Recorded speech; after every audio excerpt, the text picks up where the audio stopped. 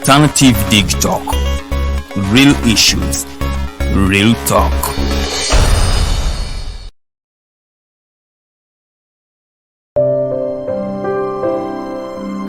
Hey Ugandans, I'm Lieutenant Colonel Dewa Kiki, the Deputy Defense Spokesperson and actually the Deputy Spokesperson for the Uganda People's Defense Forces. I was hosted on Alternative Dig Talk. I encourage all Ugandans that this is the way to go. Always watch, participate, give your views and ask questions on Alternative Dig Talk. Dig Talk, the way to go.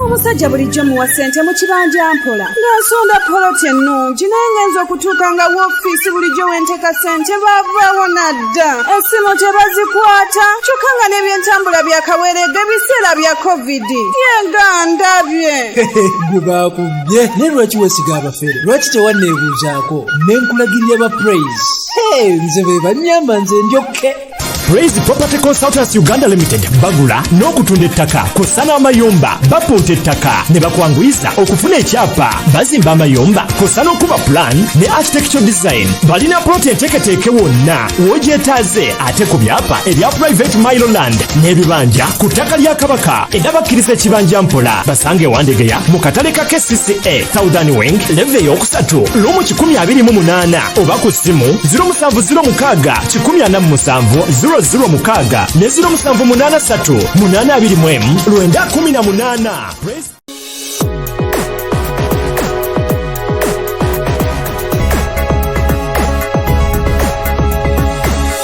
The Alternative Dig Talk.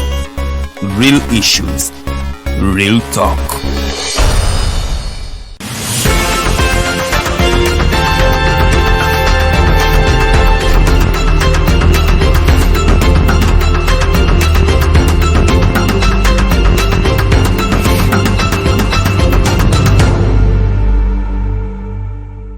Abalabi baffe abalungi tusooka okubeetondera okulwawo okubatukako eyo gy'oli omanyi olumu ebima by'omuzungu olumu Facebook olumu ne wabaayo abagezigezi abaagala okubikwatakwatamu naye era tumaliriza tubatuuseeko eyo lunaku lwakusatu ennaku z'omwezi 25 mwezi gwa 8 tubaaniriza nnyo oba tukwaniriza nnyo gwe yenna ali awo.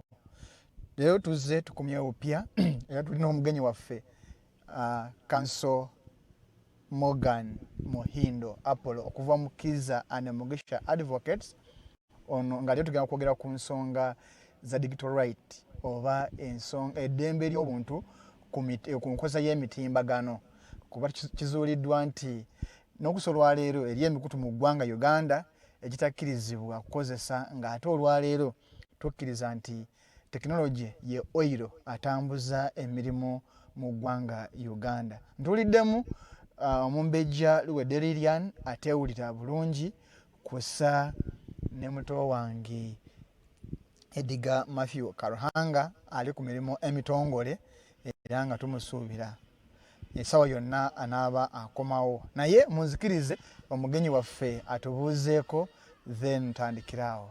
Omugenyi tusanyuse okulaba era ndowooza buuzaako omulabi waffe omulungi. Ndowooza kanzijjako ka mask kubanga ndaba waliwo ka social distancing weewaawe amaye kino ekirwadde kitukwata bubi so tulina okuobservinga SOPs ffena tulabe nga bwe tuva mu buno obuzibu bwe tulimu. Abalabi ba digital abamayite drive Mukulu Arnold weebale kunkyaza naawe abatulaba bonna amanya Bampita Muhindo Morgan kuva mu Munnamateeka Muhindo Advocates. I'm a human rights lawyer, especially digital rights. Weebale kunkyaza. Tuyanza you Mukose Morgan Muhindo nze lwakuba mmanyidde eringa Apollo naye lyaffe eri naye nga naliriye so Mukose wenyini awo omulabi wange omulungi atayinza okumanya what's digital right? What are digital rights? Digital rights are part of the bigger rights ze tulina oba eddembe ly'omuntu oba ly'abantu lye tulina mu ssemateeka wamu other international laws ze tulina ate lino eddembe the rights that we have sigamba nti gavumenti yesalawo negamba nkuwadde lino eddembe iryo ddembe obeera nalyo because you're a human being so that's why the inherent rights we are born with them ekisookera ddala nti nina eddembe oba naawe ali eyo olina eddembe ery'okwogera olina eddembe ery'okumanya that's now access to information yes and other rights zomanyi so when you look at digital rights that those rights that we exercise using internet and using technology itself so those are now the digital rights we are talking about. Are these rights absolute? No, not necessarily. They're not absolute. We know those rights that are absolute under our constitution. Then there are those ones that are not absolute. And when you look at all the digital rights that we're talking about, like the right to access to information, the right to assembly that has also been recognized as part of those rights that can be exercised on the internet. When you look at freedom of expression, even within our laws, they are not absolute. They are subject to conditions. Omaze ebbanga ki ng'oli mu field ya digital rights? Actively nakamala emyaka 2 naye nvudde nga advocating for people's rights. I think now this is my 4th year nga ndi mu nsonga zino eza human rights, more specifically on digital rights. Omuntu yali etaze okumanya mu Uganda zino rights zitwogerako zikwatibwa zitya? Mungirichi? Like how do you examine, how do you gauge the digital rights in Uganda? Is it being handled based on international treaties and laws? Are they being mismanaged? Are we being mistreated? Or we are moving as per the regulations and rules internationally and both locally? Wano wetwogerera omukutu ogwa Facebook gukyali under shutdown ate ekyo kiraga the kind of approach that we have towards approach and attitude that we have towards digital rights. Ng'olabira ddala nti it's not something that we take so serious. You are taking rights, most especially digital rights, for granted. So, but bw'olaba gavumenti yaffe egezezaako nnyo okulaba nti access to internet itself is being improved across the country.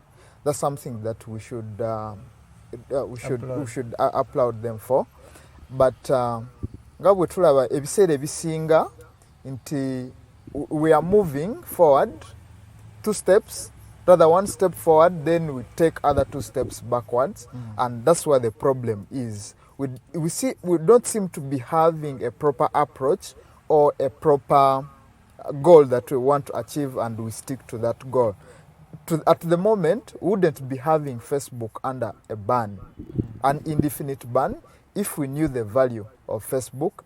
But I know the regulators and the government itself doesn't know the power that Facebook has, and all the opportunities that most of Ugandans were enjoying before the ban of Facebook.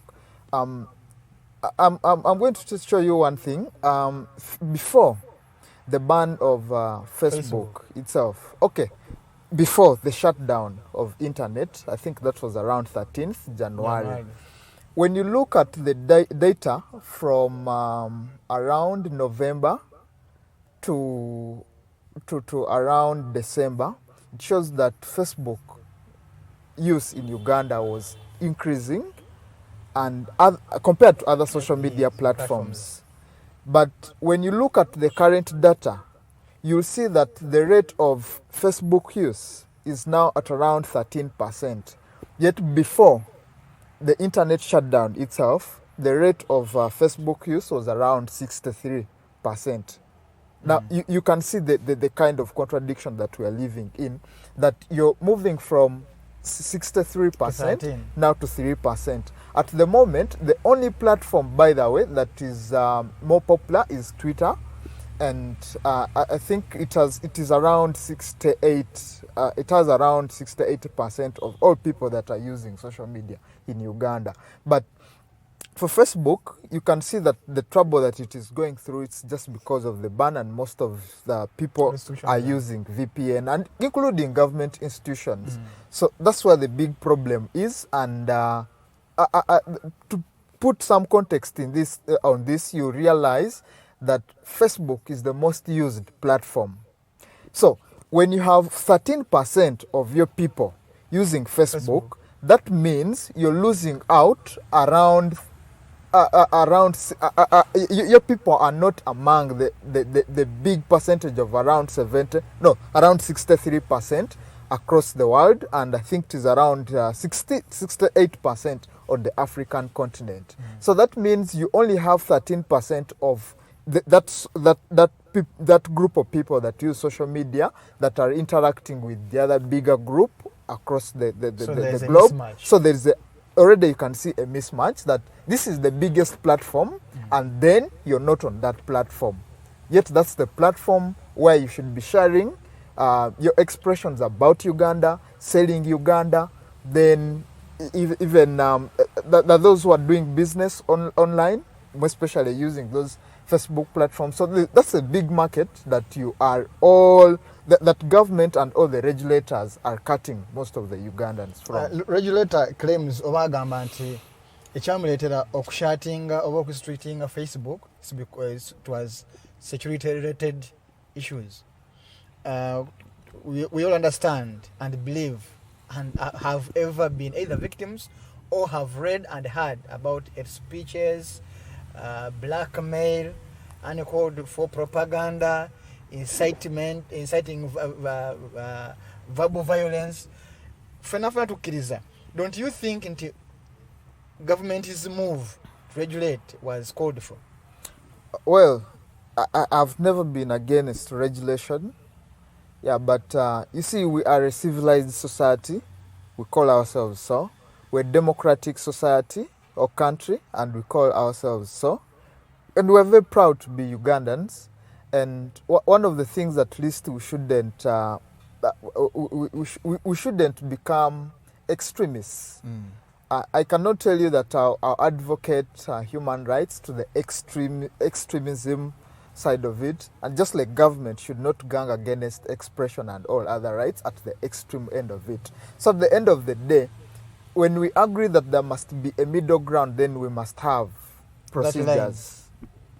That line, and that's now those are the procedures that we must put in place, the laws that we must put in place.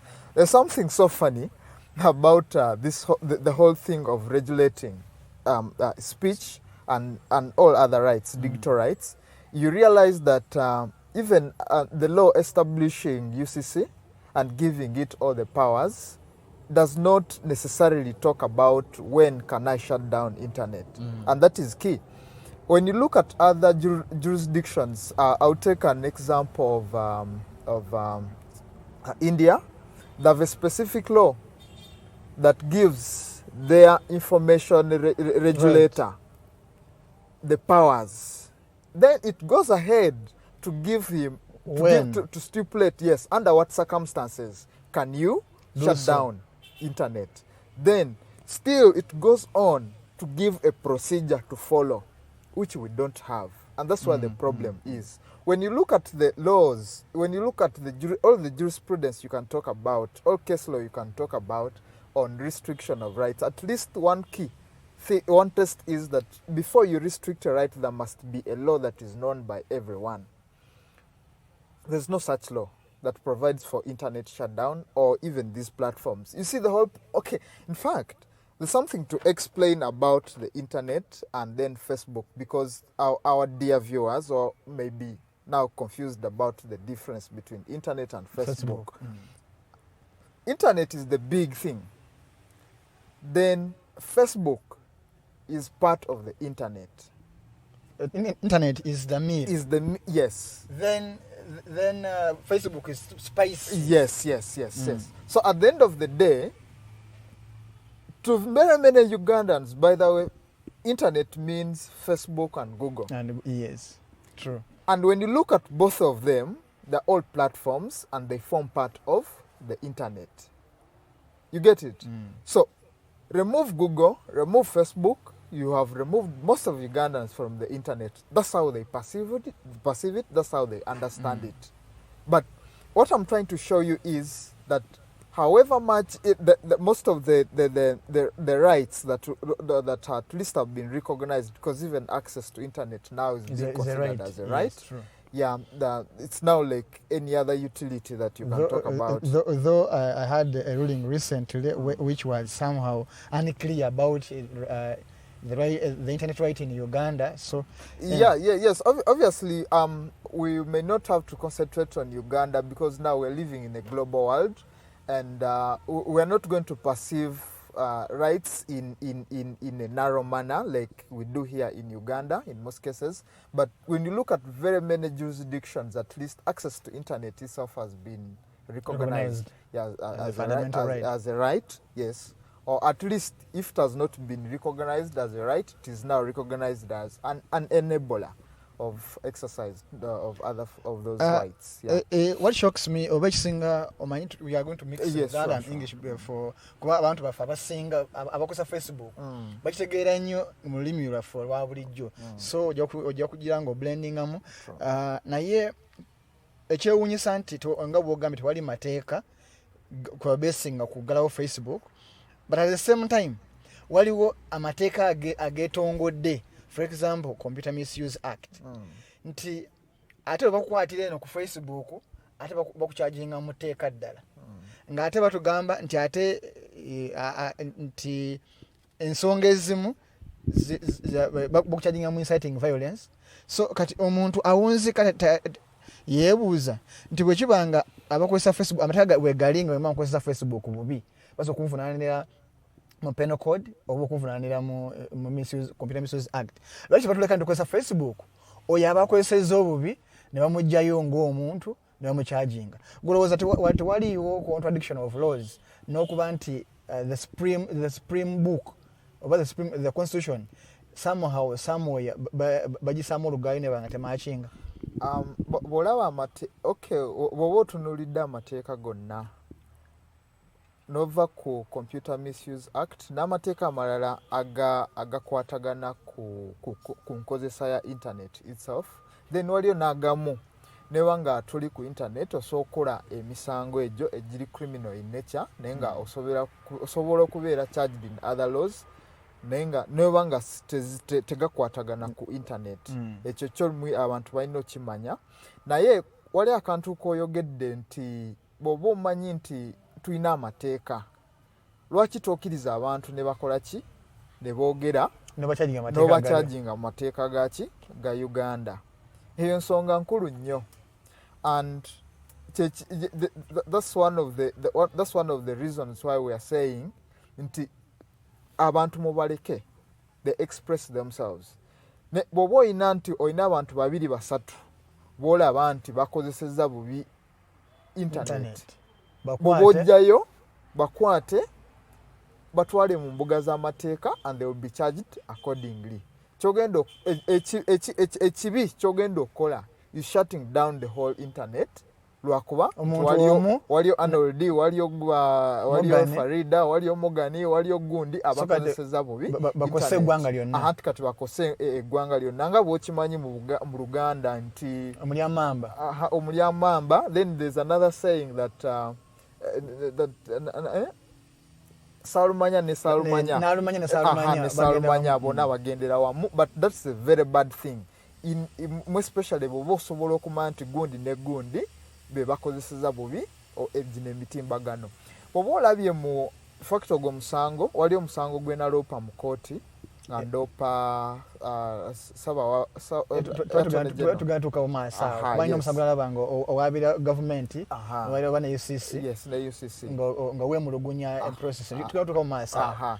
Kyengezaako okugamba nti kiba kibi nnyo nti wali abantu bataano b'omanyi abakozeseza bubi ekkubo n'otabakwata n'ogamba nti ekkubo tuligaddewo lyonna teri muntu addamu kusala okuddawa Masaka ekyo kiba kibi nnyo bw'oba omanyi nti gundi ne gundi be bali mu kukozesa bubi lino ekkubo togenda mmenyawo ekkubo lyonna nti lwakuba abaana abantu abasatu n'okosa ki bali abalala. Omunnayuganda yali ebuuzizza before shutting down oba n'okuba nti abantu tumanyi 2 3 4 naye bwe baggalyawo Facebook fena tukkiriza twali mu kawulo nga bw'okisalawo n'ogamba nti okwate for example aba opposition ebitundu nga 7 ku buli 100 bwali temulina amakomera ate gavumenti egamba security reasons nti bagiggalawo olw'okuba nti kumpi buli muntu ebigambo byayekozesa ku Facebook byali ab'esayidi emu eri mu gavumenti nga balabanga ebibi oba biyinza okusula eggwanga mu matigga singa wali kuba gwe omu ku decision makers mu regulations walikoze otya nga population esinga already is fuming eraga nti waliwo ekitagenda bulungi walikoze otya wasinga wali baddego. You see there's some context that the government fails to understand in this thing. Any electoral season tempers very high. We shall agree. Even no longer totally good these social media platforms. You'll go to your villages. Yes, abantu bali mu mabbaala beekuba. Tulwakubanze siwagira gundi beevumye bakoze batya. But just because it is a season, ojja kwesanga nti ebigambo how we use even off social media, you'll find that's the same temper that is elsewhere. Next money, most of Ugandans are very peaceful people. However much you'll see a lot of anger, which is justifiable anger, by the way. You'll see a lot of anger on Facebook. Most of Ugandans understand and are very peaceful people. They cannot easily be incited by what they see on Facebook. At least that one I know. Otherwise, we'll be seeing a lot of demonstrations in Kampala because of incitement. What you would have called incitement. Because I've seen, you see, these platforms can be used to kakuyege, like calling on people to come and demonstrate, which is a constitutional right itself. I've seen people luring fellow activists to come out and take to the streets to demonstrate against some injustices. But I can tell you that most of those demonstrations have not even kicked off. It shows you that but you don't see anyone. So what I'm trying to show you is that Ugandans are very peace-loving people, and it's not that whatever you see on social media as a security personnel, then you want to rely on that to gang against the rest of the people. That is typically bad. More especially in an electoral process like that, the tempers were very high. But we needed that time. That's the time that you hold your leaders accountable. That even some insult them. The courts here have said the politicians must bear a hard skin. And that's it. Until your people are going to disagree with you, they're going even to bring facts. So at the end of the day, we need that kind of dialogue. We may disagree on what we are dialoguing on and how we are dialoguing, but we need it at the end of the day. You cannot suffocate people. At least that's a very bad thing. So because we're in an electoral season, then you want to shut down all the mediums of communication, all the platforms of communication. That's a very wrong, even when you disagree with what they're communicating. If you disagree with it and it is criminal or illegal, we have laws that can deal with that. Nalinjogera ne kanso Mabirizi Male ngagamba nti hate speech in politics is irrelevant, because if you're opposing me tuli mukaulu, I have to hate you so that the other person votes for me.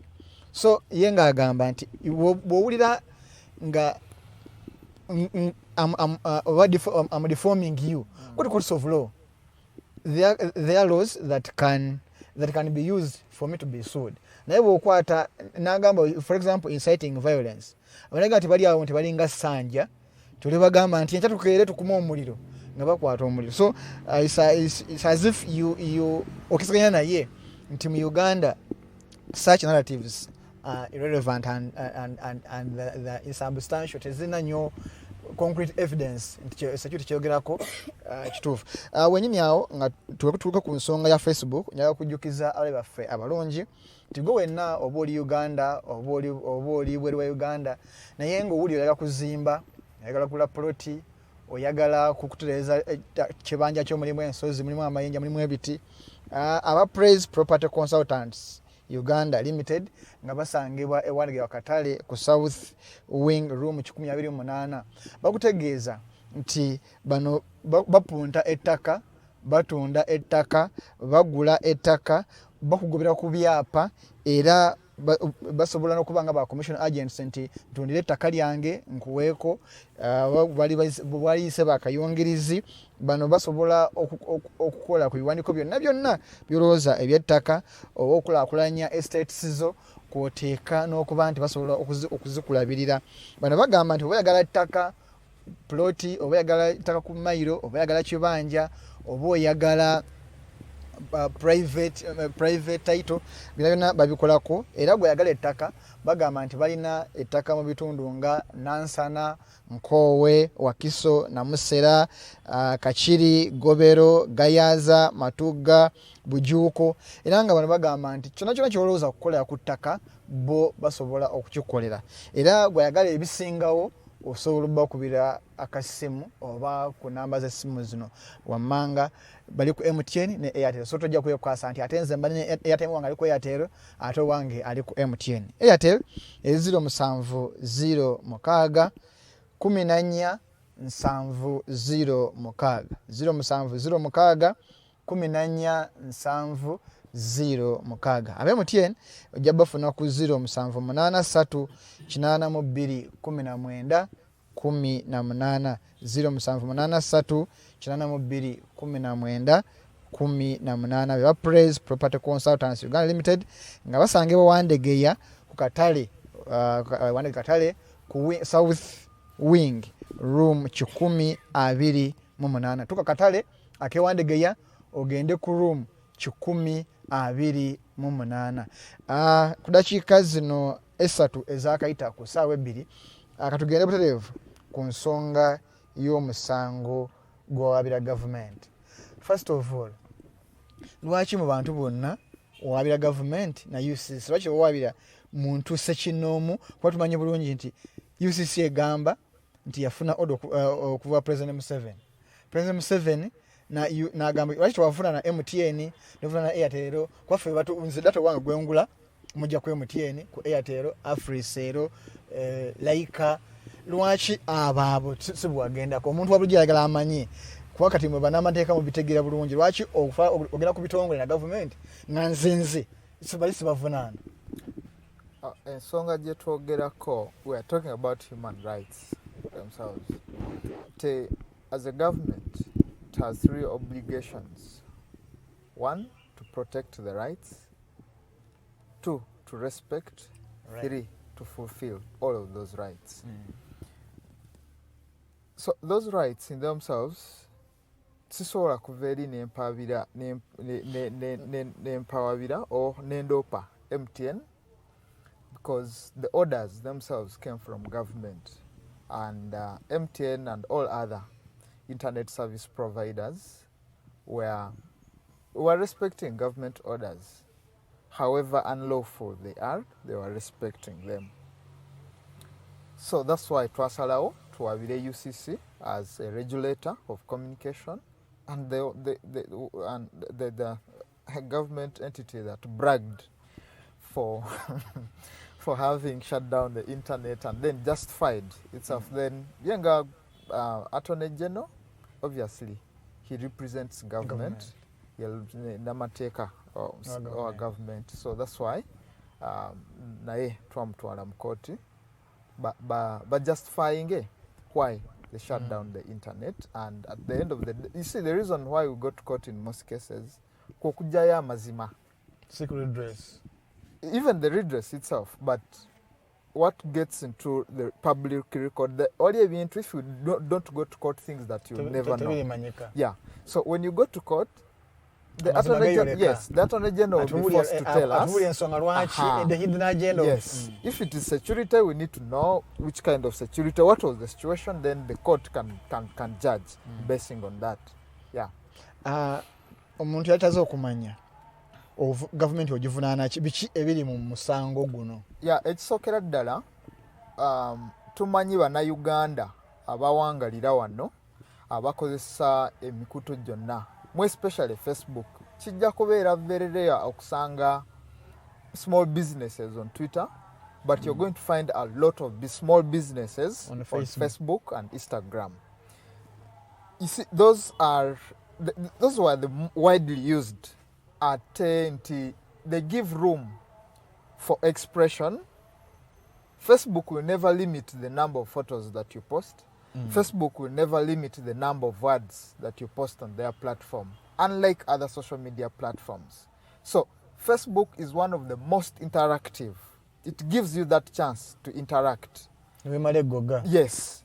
Nogamba nti leero this is what I'm going to express myself. No wandika ebintu nga lukaaga byonna. Kiki kikuli ku bwongo. So you can look at such kind of platform inti ewadda Bannayuganda. I have very many friends operating shops on Facebook, because you see at the moment, by the very many small businesses, they don't even look at the importance, or they don't even look at, they don't have that whole thing of I should have a website, because a website is costly.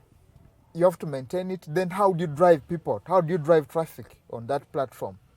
Which is very, very hard. So you must have targeted people who go straight to your website. You can only leave that business to the Jumias and all other platforms.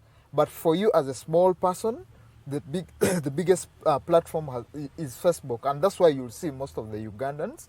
Why? It is cheap to use Facebook, because you don't even need hosting money. I design this, then design that. No. All you need is just this platform. Then two, with Facebook, you know the number of friends that you have. If it is a page, you know who should I share with so that they can come and like my page. So you can easily determine your audience. But with a website, it's like gambling. You don't know who gets there. Otambula munzikiza, which Facebook, which is an advantage that Facebook gives. So what I'm trying to drive is the whole aspect to the right trade itself. The right to trade is a constitutional right that we have, and when you look at it, and if we protect it just like we're protecting it even offline, you'll see most of Ugandans getting out of that poverty. I've heard our president talk about tweje mu bwavu, abavubuka mukole, and abavubuka trying to work. And then you say, you guys, you cannot work. Temujja kolera wano, mugende mukolera awalala. Nawala tobalazeewo. Ate nekyokubiri, I know people who are trying to set up small businesses around the streets, and then you come and test them away. Wasawuna gulawo leero enkyina mugamba twagala license twagala bino. Ngane capital byamusaba bisinga ne capital gwalina. So at the end of the day, you first explain the business model. I know most of the government officers don't understand this. I'm a young person. I interact with young people every day of my age, and being an innovator at the same time, I know this field. I know what people go through. For example, this is what now the gentlemen and ladies who regulate these platforms should know. Nti nyizo kwanga nine mitwalo jange 10. It's my capital. If I decide to open up a shop in Kampala, I cannot even find anywhere to open that shop. Kumitwalo jange 10. But now here with my Facebook, with my mitwalo 10. Already rent mukavarinze mulina. I have where I stay. What I do, I look for an Arnold who has a shop downtown. Then I tell him, Munange, I have my platform. I have my page on Facebook. Ntundangato. So, nja kujjanga wano every time I have a client, nzijengule wane uwo, I deliver. I have friends who do that kind of business. Nti omuntu alina emitwalo gye 10. but he'll go and buy a shoe, deliver it, he comes back, or she comes back, she goes back to the same person. Nadamu nagula pay endala because there's another client who wants the same shoe. Nagula, naji deliveringa. Naye najitunde mitwalo 15, je mitwalo 10. Jafunye in one day. But you can look at that business model. Very cost effective and very convenient and friendly to a person who is learning to survive in Kampala. And there are very many of them, most especially graduates who have just left campus. And then even the high school students who are doing such kind of business. Then out of nowhere, government says, guys, you can't do that. We are shutting down internet because of a few people. In fact, they even say a few people who are misusing.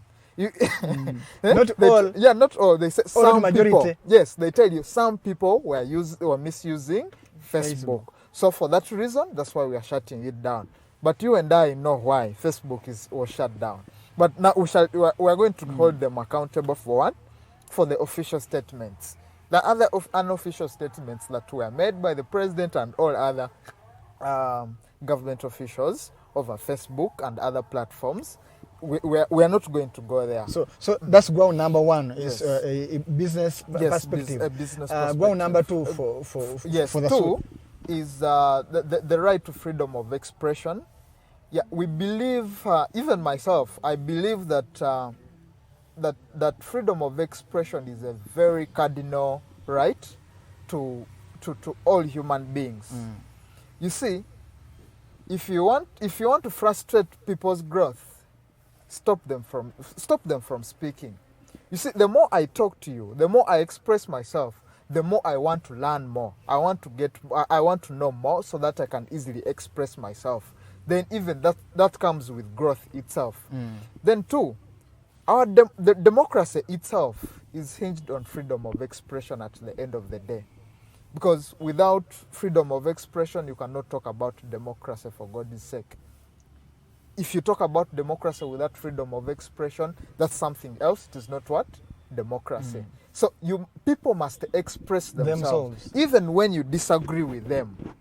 Our courts have said no one has the yardstick for the truth. Even when you say that it is not truth, you have also a right to come and disagree. And that's what we say. Yeah, actually, there's a ruling, there's a judgment where the judge said that, they filed a fake news grounds. Then the judge said fake news shouldn't be the reason for violating freedom of expression. Because if you believe there is fake news, then you bring the rightful news. Or if not so, me knowing having a TV doesn't block me from going to Facebook for fake news. I know TV that I can go to this channel and get news, but still it's my right to also go and visit pages of fake news. So it's part of life. So there is an addition to. I know, but fake news itself, you always have gullible members of the society that may not be as curious as you, who can go an extra mile to verify the kind of information that they're getting. But I'm not trying to say that that's a justification to gang against everyone. But at the end of the day, however, we have these platforms, and in fact I've seen it with most of the media platforms, that someone will use a fake account, that has even a blue tick, to spread fake news. And what that media platform does is to come out and say, no guys, disregard this is not us. So just like government, if we say that so and so has done this, and if that person is wrong, what government is required to do is to come out with and clarify and give proper information. I think that would be the best way to go, rather than ganging against the users of such platforms and people exercising their freedom. So those are two grounds. Yeah. Then the other thing is also the right to access the freedom, right to access to information itself. You see, we are living in information era. Those with information ultimately are the ones who are going to who are going to survive. in this era that we are living in. That's why most of the governments are laboring so much to have e-governance. And what you achieve with that is that the government is going to be accountable to the people. And the more people know, the more relevant questions they're going to ask. And when they have information, that means that they're going even to express themselves in a good way rather than now the fake news and so on. Why? Because they know. For example, if I want to know about government projects, all I need to do is just go to their website. All I do is go to their Facebook. By the most of them update Facebook pages more than their websites. True. So you can see the contradiction that we are living in. So, but you realize that access to information is very key, especially in this .com era, where we literally internet is part of us, and we cannot afford to gang against that freedom. And you see, the good thing with internet is it gives us chance to learn and access information even beyond Uganda, because you find you're following very many people outside your country. Ugandans are being mentored by very, very many people that are not even in here. All I do is just to get to my Facebook, there's a specific person that I follow and they post every day. And that's how I get mentored by them. So all you do is access that information and it helps you in your personal growth. So you can imagine if you cut now these Ugandans from the other part of the world. So that's a disadvantage that the government is bringing on its own people, and it's shooting itself in the foot itself, because they've kept on saying we have to digitalize most of our processes. But so at the end of the day, if you fail, if you start shutting down internet, yes, yeah, in fact, omuganda says sebusiru bwanjoka butanyini like enjoka zeki mu luzungu abasoma oluzungu, but enjoka etta omuntu ng'ate omuntu gwetta mu feeding. Yes. So then the other thing, you see, there's something so special about this suit is that we want to compel government to come up with a specific law that gives it specific powers to shut down internet or to interfere with the internet. Why? There are those circumstances where it is going to be inevitable, by the way. That's why I from the beginning, I told you that I'm not an extremist. There are situations where internet shutdown is going to be inevitable. But before you shut down, rather before you interfere, in fact, no, let me set it straight. Internet shutdown is illegal, complete shutdown. But you can interfere with the internet and specific aspects of internet, now like Facebook, or specific aspects of Facebook. Now like you can't do a live broadcast, or you can slow down the internet if there is something that there's some there are grounds like national security or something like that. So under that circumstance, there must be procedures you as a regulator to follow.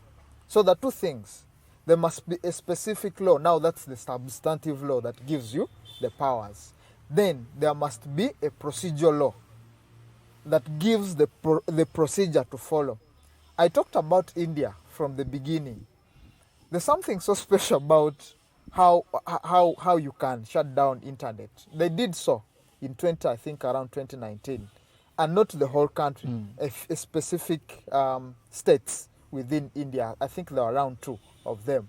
But their constitution said that was a total shutdown. It was unjustifiable.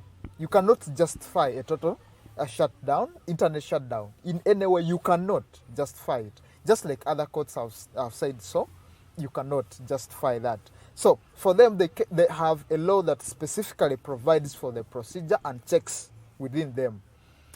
You see, you have an authority that has the powers to do so, but still that authority has to report to a specific committee, and that committee has lawyers, has a judge, has government officers and other members of political parties. So before you even shut down that internet, you must report.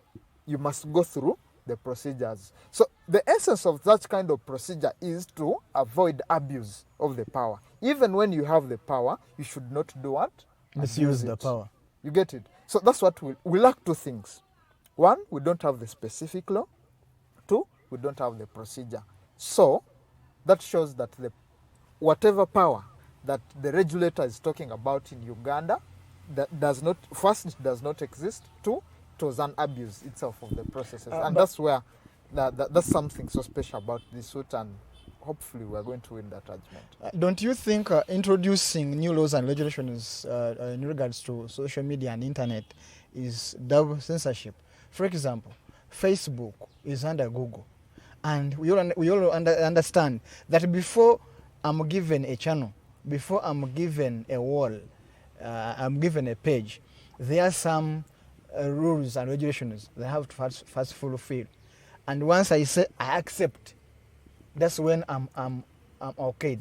If I post content that doesn't suit their terms, I'm either suspended, blocked, warned. Now, if Google warns me and suspends me, at the same time, the government also wants to do the same. Don't you think that you agitating and calling for double censorship, and which is internationally illegal? One, that regulation in itself, unless it crosses the line, we can't call it censorship at the end of the day. Two, as a state itself has an interest in what you post and how you use these platforms. Facebook cannot, in fact, in Uganda, by the way, internet service providers are exempted from liability, more especially content liability. And there's an advantage with that. We cannot afford to have Facebook to regulate what you post. Why? It is a private entity with its own what? Objectives and mission. But as a state, which can be held accountable, it is a good regulator of what you post. And when you start putting now, when you give Facebook and others and other platforms that kind of right to determine what people should post, at the end of the day, you're making them what? Regulators, and that means they should, in fact, editors, not regulators, and that means they should be held liable for the content, which is wrong. At the end of the day, you have seen very many people complaining about Facebook and other platforms whereby I post something and then it is flagged as false news because of their technology gaps somewhere. I post something in Uganda and then it is flagged for being fake news or being indecent because the language is not understood by their bots and so on. So at the end of the day, I think government itself has an interest in in enforcing rights and enforcing their laws at the end of the day. So it must be left to regulate the society. At least we must agree on that society itself must be regulated. And when we say that society must be left to be regulated, the standards. So the regulation should not suffocate freedoms and other rights. So at the end of the day, we have now the standards that even when government is regulating speech, is regulating access to information, there are yardsticks within which it has to work. So at the end of the day, that's why you need these laws, and everyone must know these laws. We know which law am I, if at all it is shutdown of internet, we must know which powers does so and so have, which procedure must he take, so that at the end of the day, if you don't follow the procedures, if you don't follow the laws, we can subject you to judicial review at the end of the day. That's the importance of having such kind of laws. So, in this whole suit, what are the prayers? But before you respond to the prayers, our viewers, if you want to be part of discussion, you can call in live.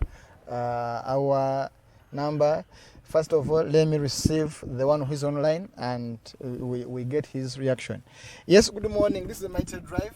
Mukose Arnold Anthony hosting Council. Good morning, sir. This is John Bosco from Chirika. Yes, Mr. John Bosco. Nice to hear from you. Yeah, this is a good show, and thank you very much for hosting that gentleman. Yes. But before going further, I'm complaining. Fabo Uganda mulemeddwa okutugondezaamu. Tusaba kusonyiwa taata. Mugire ebigambo ebimu nga abatasoma amateeka tetubimanya ate ng'ensonga yandibadde kumanyisa ffenna ffe abatabimanyi ne tubitegeera. Otusonyiwe eyo ensonga etuuse bulungi omugenyi akiwulidde bulungi ssebo. Kakati gavumenti okuggalawo Facebook yateebonereza bannayuganda ng'abantu oba kubanga kakati kiringa nti oba gavumenti eyisizza etteeka ku buli bw'ebisiyaga nti oba kwata omuntu ng'ali ebisiyaga bagenda babibonereza oba kumusiba mukola ki. Kati baminisita ne bamemba ba palamenti abakozesa Facebook oba okugendayo ne bakebera ebigenda mu maaso mu ggwanga babakwate babasibe oba bannayuganda bonna bagenda kukwata batusibe kubanga kati okubeera nga baggalawo Facebook nti batubonereza ate ng'abantu bangi bagikozesa kitegeeza gavumenti tewali kyeyakola. Kiringa mukazi mu maka kugaana bawe muwa mmere bawe n'abeera nga emmere agirya muwote omukazi sirowooza nti ekyobeera onyigiriza omusajja kati emmere agirya kati gavumenti otugirako Facebook ate ng'abantu bagikozesa eryo etteeka gwe tubeera tulimenye bagenda batya ne baminisita abakebera Facebook posti okulaba updates kubanga ne gundi jeno wano we yafa era emikutu gimugatta bantu egya Facebook yateekako posti okulaga nti omuntu afudde era abantu ne babifolowinga okumanyisa eggwanga. Gavumenti temanyi nti abantu tebakozesa Facebook oba eri abo bubeezi tikitegeera. Toyanze mukujo ndi Bosco ndowooza ensonga yamukujo Bosco ogiwulidde bulungi naawe oyagala kutwegattako osobola okuba ku 078 0 1 7 078 0 1 ensonga John Bosco abuuza ekisooka oluzungu lungi mukozesa nnyo biri because mungi naye bwe tebategera lulimi lw'amateeka. Ensonga ey'okubiri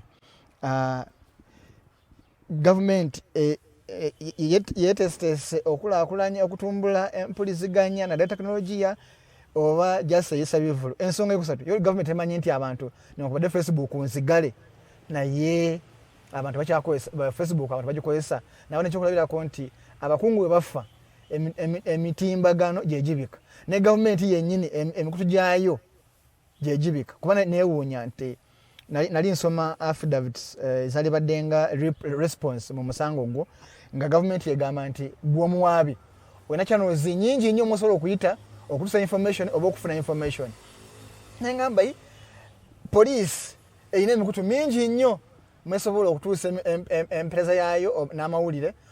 For example, press conference, buli radio ne TV eba press conference. Naye nemala ne streaming live ku Facebook. Ate Facebook gye baggalawo. Kati benebuuliza nti omukwasa w'amateeka ate yamenya ekiragiro kya president. So ndowooza naye alinga akatiza ku nsonga. So gonyole omukubi waffe oyo naye ng'oli mu Luganda kuba because mungi. Ekisookera ddala John Bosco tujja kwetondera wamu n'abalabi baffe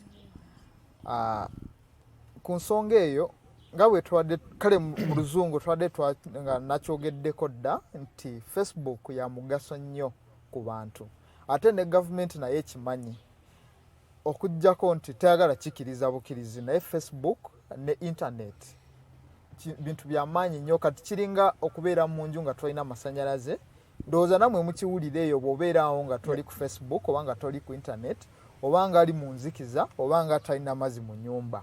So naye eringa nga bw'otulaba nti kati now it is part of us ffe nga abantu nti toswa kubeeraawo nga tomanyi in fact bw'obeeraawo nga toli ku Facebook oluusi waliyo feeling eyo ekujjamu nti yo behind oli mabega ensi egenda etambula naye gwe oli ki oli mabega nyamuto wange jirema mu kibi sinye buye okolanga live nga balaba video ngera okuyomba nga kyekisimu kyentami.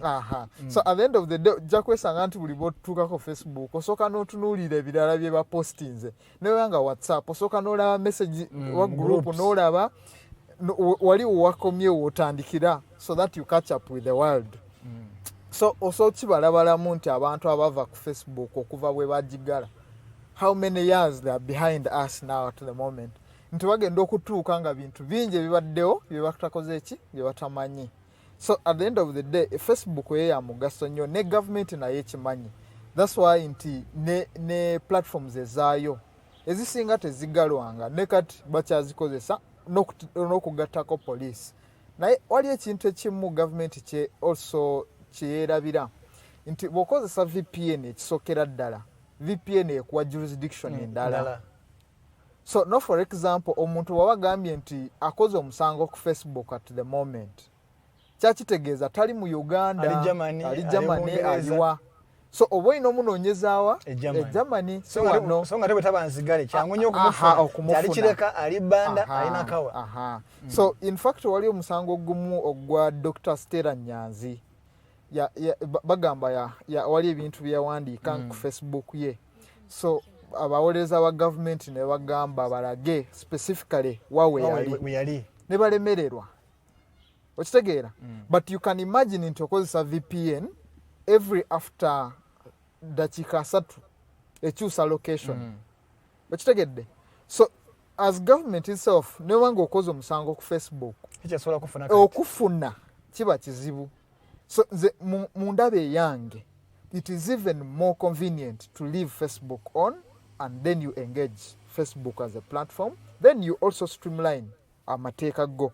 For example bwe mba njagala Arnold aina ebintu byawandiise, how do I get precisely wawe yali, because some of those offenses are triable by the magistrate court, which is very strict. Or no kumanya nti this is the what the location and then we know kufuna IP address IP address, then we know kulaga nti that's where the post was made in order that person be tried in that magisterial area.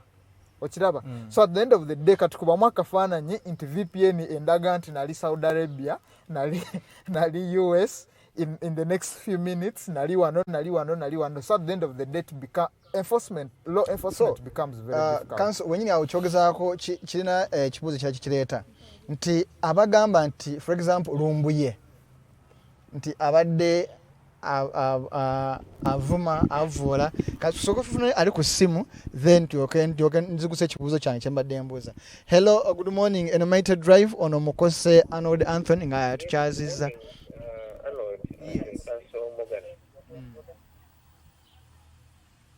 Yes, ani ono Norman. Yes, mukuru Norman, tukwaniza sewe.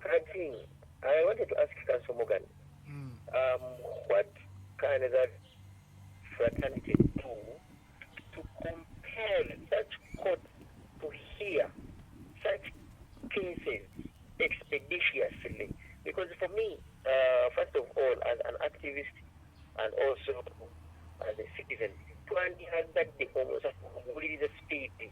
Yes, the money precedent, the lawyers are setting I mean, in the future, the president. Now, I've seen some cases dragging on and on for even 5-10 years, especially constitutional petitions. Usually, I can go chicken back and interest. Munnamateeka because they were emisango kino oba basinga banamu emisango ne batyo priority ne bajjangu y'okujuliriza. Otherwise they can tell me Council Morgan omusango batuwa ruling emyaka ng'etaano mu maaso abantu emyaka n'abakwedde baba bagenda kufunira ng'ogyeko president baba bataddewo president nekidda ku record. What have the legal representatives done? What are they intending to do? Okulaba nti abalamuzi bawuliriza emisango gino expeditiously mangu ekitalo. Tuyanze mukulu Norman abuuza nti ng'ogyeko presidents Munnamateeka ze mufunamu naye omuntu atutte judicial review, constitutional case, ngayagala interpretation y'amateeka. At the end of it all ne bamugamba unlike maybe constitutional review basobola ogamba with time sometimes teyinako obudde eri emisango gye banawo obudde nti for example twalabako guno omusango gwa Mao nga bamuganya okwewandiisa ne guyitako nakawone kagenda teyawandisiza so eriye emisango egyo naye nebayo egimu mfine oba basazeddi ng'ofunye interpretation then nebayo gye bagamba omulamuzi n'agamba it was overtaken by event kitegeeza nti eyawaabye teyafunyeemu kuba omulamuzi agamba nti by time ofunye ruling ensonga eyakuwaabisa yali yaggwa dda.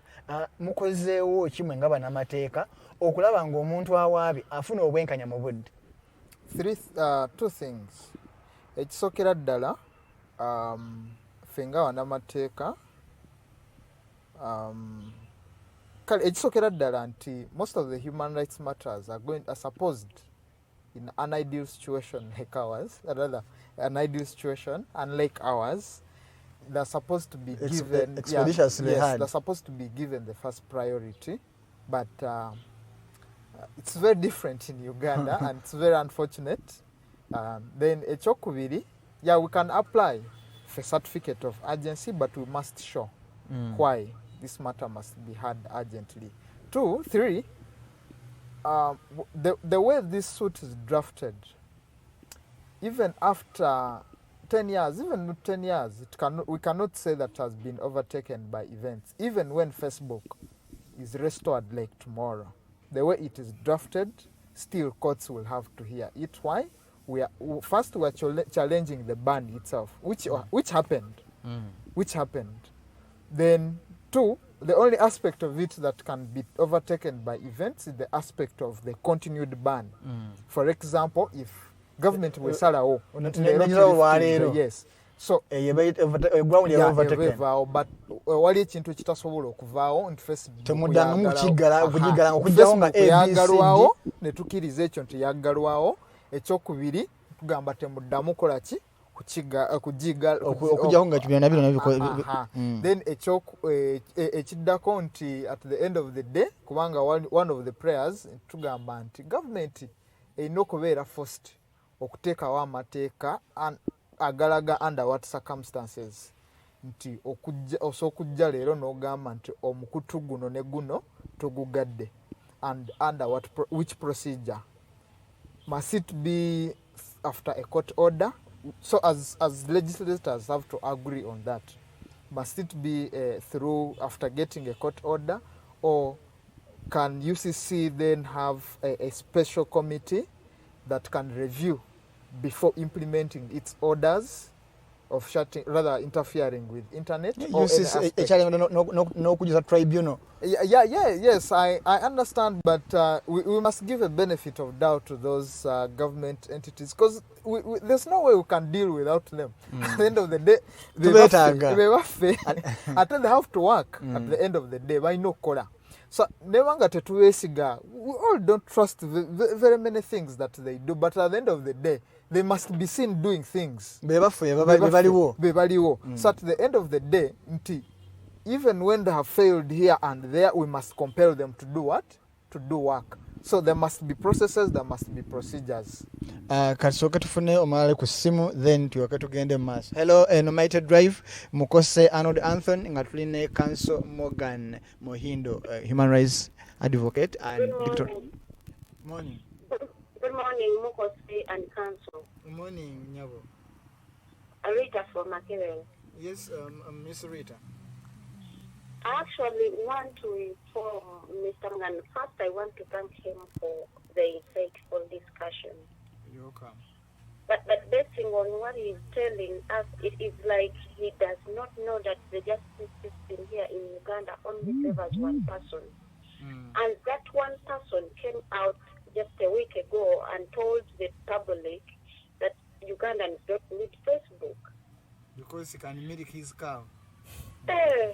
So I really want to know from Council, how are they going to do it to make the justice system find it important that Ugandans really need Facebook? Because we Ugandans are really very nice people. Because at times we get excited when something has just happened, and then after a few weeks we have come down because maybe we have found a solution. Now Ugandans that they have VPN, they can access Facebook. I think they're not even finding it as a problem because everyone kept quiet, even when the president mentioned that. It's like, okay,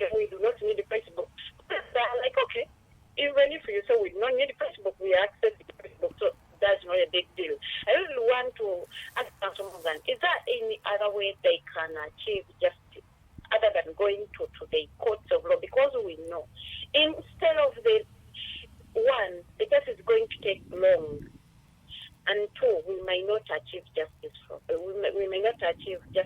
there.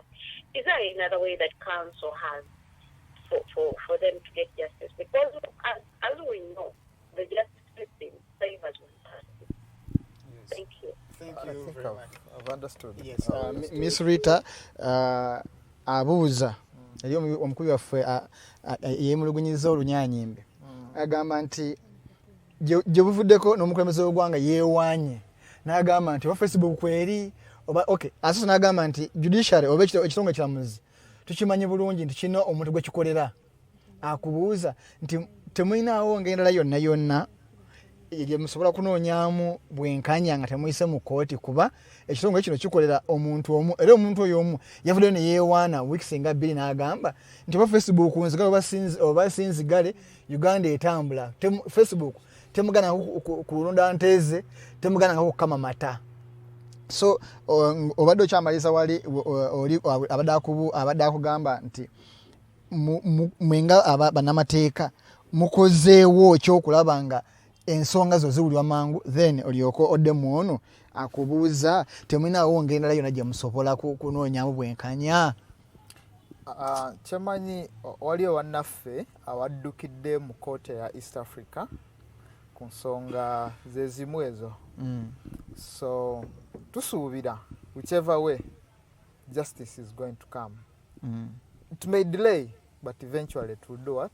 It will come. You see, at first I said that we are a civilized society. Tulina okutambulira mu mateeka. Newanga waliyo abalala abamenya amateeka, you don't correct them by namumenya mateeka. Nawo omenya amateeka. So at the end of the day, buli kimu kye tukola kirina okubeera mu ki? Mateeka. Twakiriza ne tugamba nti nga bwe tusazeewo nti amateeka ge galina otufuga. So ffe ng'abantu tunogakiririzaamu oba gatunyigiriza oba tegatunyigiriza. Agatunyigiriza tulina okugalwanyisa gakyusibwe. Then abo abataagala nti gana amateeka wegali nabo tubatwale mu kooti. Kooti newanga tezituyambye naye nga tukoze eki? Tugenzeeyo ne tubalaga nti kino kibi. You see, okuzimba eggwanga tekitwala it's the process. Waliyo emisango egimu gy'ogenda osoma from kova America. Nawe kenyini oseke n'okuseka, especially on freedoms and rights. Oseke weebuuze kiki ekyaliwo by then for people to decide like this. Okitegedde? So you can imagine nti waliyo etteeka eryali justifying nti abaddugavu mu America tebalina kulonda. But presently, when you think about it, it's ridiculous. You cannot, even courts cannot even. It was irrational. Yes, okitegedde. By then, slave trade was a thing that someone would look at as a normal thing, but today they don't.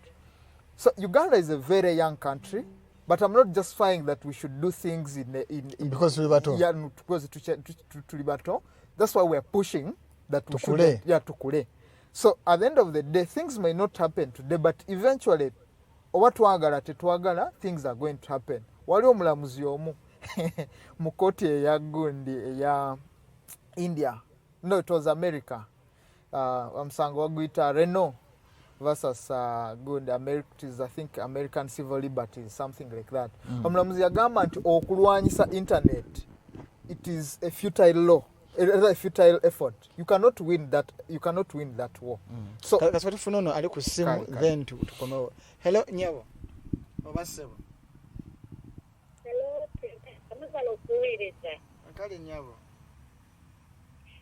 Mpozi nange sijja kwawukana kwoli omukubi asoosa agambye oluzungu lubadde lungi naye njagala okwebaza looyo oyo okuba nti asobodde okunnyonnyola bannayuganda kye basuubira okujja mu kooti nti batutte gavumenti mu mateeka era kuba munnange basuubirayo emirembe oba obuwanguzi naye njagala kukimwebaliza n'ekirala nsaba kumbuuliza kanso isiisingo si wanji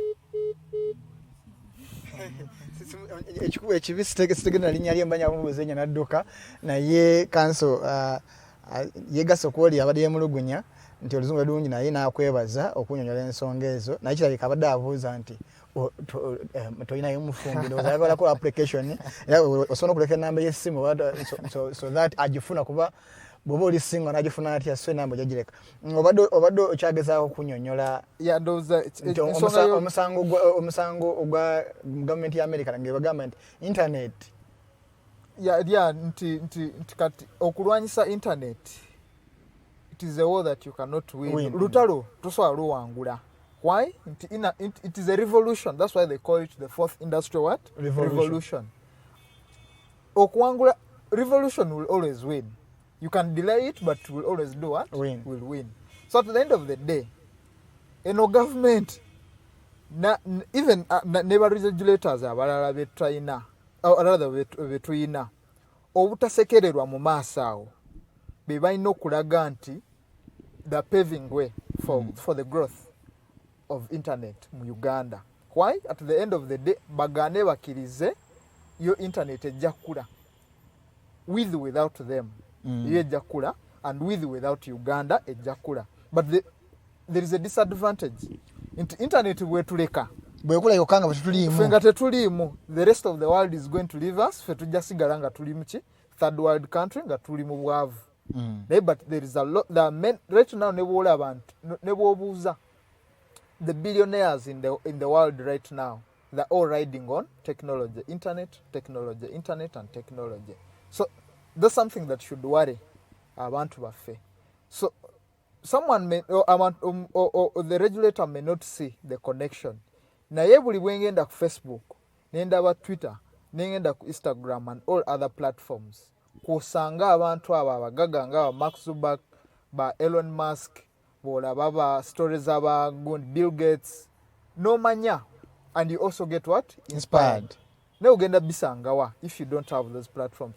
You see the whole problem, the good mikuto ja social media, by the way, they are provocative. Unlike this omoza. Ntinja kulaba nga Arnold posting ekintu. Nenda bane gundi akisharinze. Ne gundi akisharinze. Ne gundi akisharinze. Chicho chwa sharinze. Chicho chwa sharinze. Nange kankole ki kangendeyo nkirabe. Okitegedde. So ojja kusanga nti waliyo post reposted by one of a billionaire for example. Nojja kusanga nga buli omu akoze eki agisharinze. Kati nga nawe ogenda okola ki? Osoma and you get inspired. There's one gentleman I follow in Uganda here. It's called Amos Wekesa. You should know, you know him. He posts on his Facebook every day. But you will see the kind of reaction. Leave alone the content. But the reaction from Ugandans who are inspired every day by what he posts. His businesses and his family life. You may think you're struggling, but he will show you that he also what? Struggled and he's making it, or he has already what? Made it. And that's kind of information that even though Amos Wekesa had a website, it would be very hard. So that's the document Facebook is interactive and what? Now provocative. It provokes you. If you're a curious person, you can easily and can always learn from that platform. Manyi ekirala abantu bayinza abalabi baffe bayinza okulowooza lwaki tuconcentrate Facebook. Ekisokera ddala Facebook is like any other website, by the way. Nti naye platform nga website nga bwolaba endala. So at the end of the day kyetugezaako kufuna zezo standards bwe mba ngenze mu kooti ne tufuna standards nga manyi nti government tegenda keera lumu negamba nti okuva leero website ya Alternative Digital tukoze ki tugigadde. Okuva leero omukutu gwa rather platform oba website ya NBS and all other media platforms tukoze ki tuzigadde. Ne business yo katugambe nga Jumia oba Kikubo n'abalala abakola ku online ne bagamba nti leero tukoze ki tubagadde. So the same laws that apply to Facebook at the end of the day are supposed to apply to all of those platforms. Should be universal. Not discriminative. Discriminative. So at the end of the day, bwe tuleka nti leero Facebook bagigadde ne tusirika enkya bakimajumia olulala ne ba TikTok olulala safe border zonna ne bakola ki ne bazigala. Why? They're all the same, by the way. Nti mwena muli kuki your business model is internet based and it is the same. So even when you've breached the laws, no wanga amateeka mugamenye, there must be a process. Kyekyo kyetugamba nti oyo regulator nga UCC alina okubeera nga alina etteeka lya besinga okugamba nti NBS oba alternative TikTok tugigaddewo leero, then there must be a process. Nga tonaba nagigalawo, there's a process. Oba ogenda mu court nofuna court order ne tukimanya nti ofunye court order. Bw'oba ogenze nti oba okoze order but there are other processes that you must follow. You must follow them. Okitegedde olina okola ki ozigoberera zonna nga bwe ziri. So sagala abantu balowooze nti this whole suit is about Facebook, but it is a precedent for all platforms, websites, and now abali ku Facebook at the end of the day, and all other social media platforms. Kwanga leero it is Facebook, tomorrow is Twitter, the other day is even Instagram and all of those platforms. Neze zetugenda okufuna mu Uganda. Ekya president okugamba nti tetwetaaga Facebook, ye tagyetaaga, kyo kituufu. Ye tagyetaaga. Ne bannayuganda bagyetaaga. So ye ng'omuntu okuteetaaga Facebook tekitegeeza nti bannayuganda tebakola ki? Tebagyetaaga. Kubanga wali abantu abamu omanyi wali agamba wana bagaba akasente kanabanja. You remember that time. But the people that I know during that time who were surviving because of these platforms. Nti omuntu atunzeeyo, that's the period when people were doing too much of exercise. Atunzeeyo sports shoes, natundayo those jazzes, ebintu bwe bityo, nafuna kyakola ki? Kyalya. And that's what government should be interested in. How are our people surviving? I know they even don't know. Tebakimanyi how many businesses are online on Facebook. Tebakimanyi nebo buuza UCC, nebo buuza NITA, nebo buuza they don't have that data. That's why they're making such kind of decisions that are very outrageous, very arbitrary, irrational and illegal. So fenga abantu abategera zino ensonga, that's why twasala ntugamba nedda kino kinokoma kyemanyi courts zaffe. I know they've betrayed us, but at the same time, they've upheld Ugandans' rights. They've upheld our laws. So we can always give them a benefit of doubt. Ate kyemanyi ne guno musango tugenda guwangula. Tugenda guwangula omusango guno bigambo bya Council Morgan Muhindo. Tukyagenda maaso eba dakiika ndowooza nga 6 ku 7 tumalize show yaffe eno kibinyo nti technology n'ennaku zabadde bagezaako okukwata mu byuma byaffe okubanga tetu streaminga babadde batulemesezza okujja ku mpewo naye tuzze. So show tuyinza okubanga tuna bye tuleseeyo oba tukyaleseeyo naye mutukkiriza tujja kumukomyawo olundi kuba ensonga ye engazi. Kanso nina nakubuuzizza nabadde ngeza kukubuuza wayogedde nti omuntu kooti tesobola kukwata muntu atali mu jurisdiction. For example, Facebook tusobola kuchima muntu ali Germany, so kuchima muntu akoze posting ali Kenya, South Sudan, naye waliwo ensonga eri ku mimwa gy'abantu mu matu g'abantu mu maaso g'abantu eyalumbuye ali ettaki. Gavumenti egamba nti abadde akuma omulimu bantu abadde aleeta ebigambo ebityobola ebivuma abika abantu, naye nga gavumenti ya Uganda eyagala kumuvunaana okuva ettaki emukomye wano.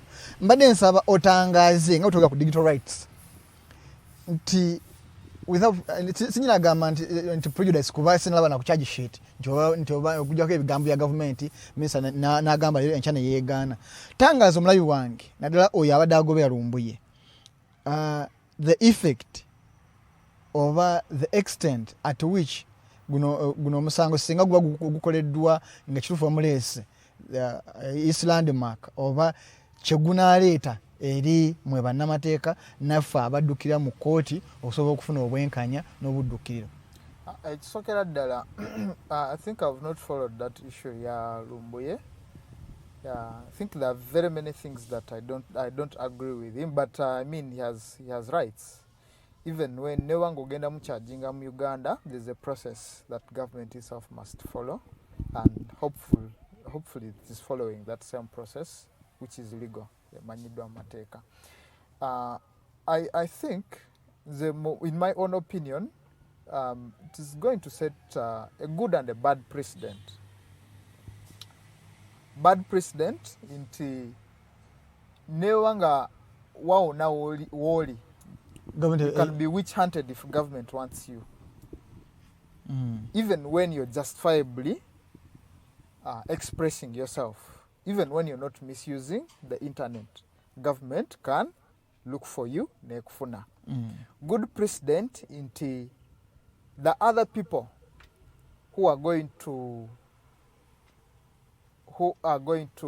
kuchobola eddembe ly'abantu abalala, now like privacy of some other people.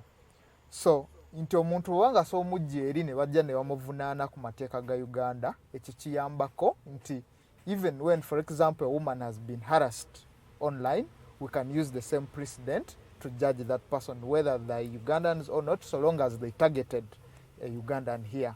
So that's a good precedent in such a way, but still it is bad because it can be misused. But then, bwenzizo musango etaki nga I sexually abused you on the internet. Naye nga netaki ina amateeka agasobola mwesa okunvunaana omusango gwe gumu ogwo. Lwaki ate munzija mu nsi endala mujje mumpoleze mu nsi endala? Yeah, bw'otunulira nti ono go harasinze muna Uganda. So amateeka ga Uganda ge galina okukolako. There's what we call internet jurisdiction. At the end of internet and jurisdiction, there's that whole debate about it. But at the end of the day, when you target a specific forum, now Uganda is a forum under international law and so on. It is a forum.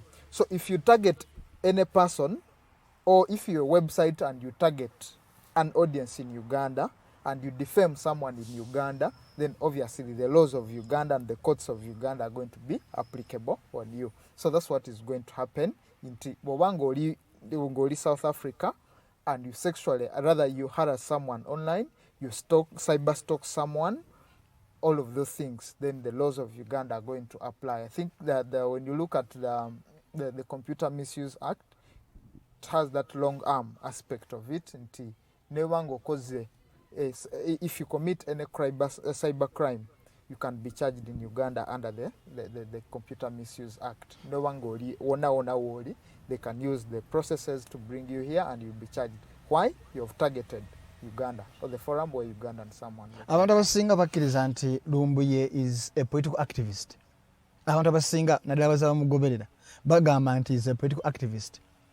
Ate tumanyi bulungi nti amateeka g'ensi yonna, if I'm a political activist, teeka terinzikiriza kunzija mu ggwanga gyemba nfunye obubudamu oba gyemba neekwese, banziza ate mu ggwanga eryo eriteeberezebwa okuba nti lyeri nkijjanya.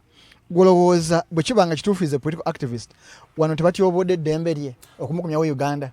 I think now that will depend, one, on Uganda geggwanga, then newali where they're hosting him. That's why the processes. I talked about a process. So have to examine before bringing him here. Why? Is he being politically persecuted? That's a ground for denying him being brought back to Uganda. If he's being politically persecuted, and the courts there will decide that. They will, at least here in Uganda, before you are, I think it's called extradited, you're supposed to go through that whole process, and then they see whether you're being politically persecuted or not. If you're politically persecuted, then obviously you cannot be taken out of akadde producer ngamba nti katulidde empinga era mbadde kusaba mu bigambo kimu bibiri osiibule omulabi waffe abadde atugobera okufa kitandikidde okutuusa bwe tuli mu kaseera kano, onyambe n'omukyalo oli eyakubuuziza oli kirabidde era ayinza okubuuza nti mbadde nkirabidde, onyambe munziiremu Kanso Morgan Apollo Muhindo. Oli muwulu, okyanoonya, bakunoonya, oba bakulaba bakyakukwatiridde mutangazi era bwobanga osoba mwene namba y'essimu bayita nabo bangamba bannamateeka temweranga naye ndoza sikweranga nyinza okubanga bwoli mu digitalist nnyo kubanga nange zange bazikyobodde kati omuntu akola atya okutuukako musangibwawo akisana mugisha advocates sikweranga but eriyoyo nga badde anyigirizibwa naye nga yaleetaze services zammwe okuba nti asobola batuukako tukusangawa. We have a very active Facebook page. It is still Kids and Bugisha Advocates. Tuli ku Twitter at the same time. It is at KMA. Then physical address tuli ku Master Plaza, room F10. Yeah, so atamanyi kibuga Kampala Master Plaza eri ku Bombo Road, opposite Watoto Church awo. KPC. Mpozi. Abakulira mu kibuga. Twaje tumanyi KPC so kati.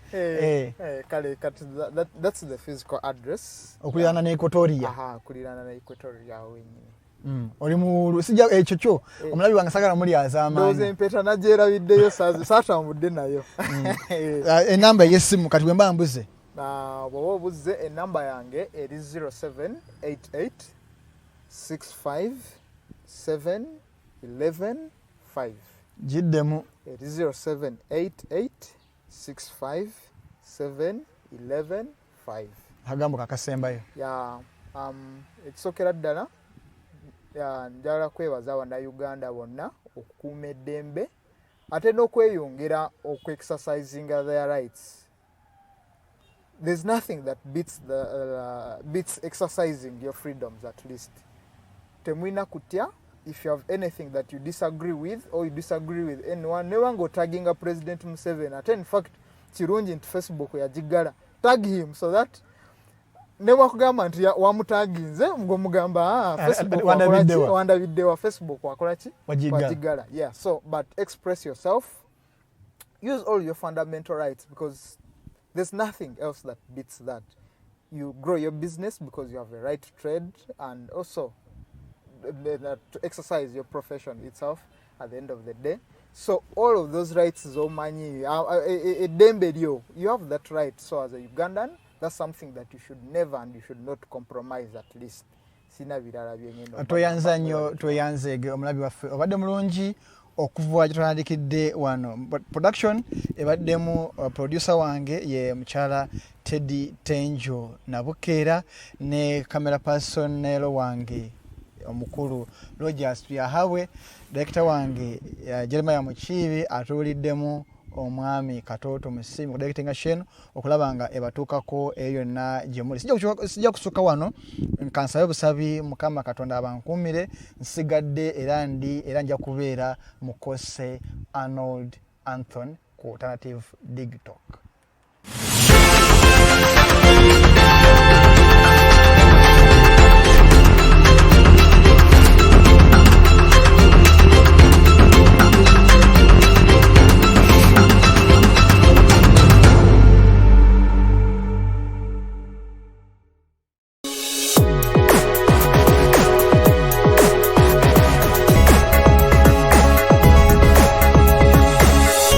Alternative Dig Talk. Real issues, real talk.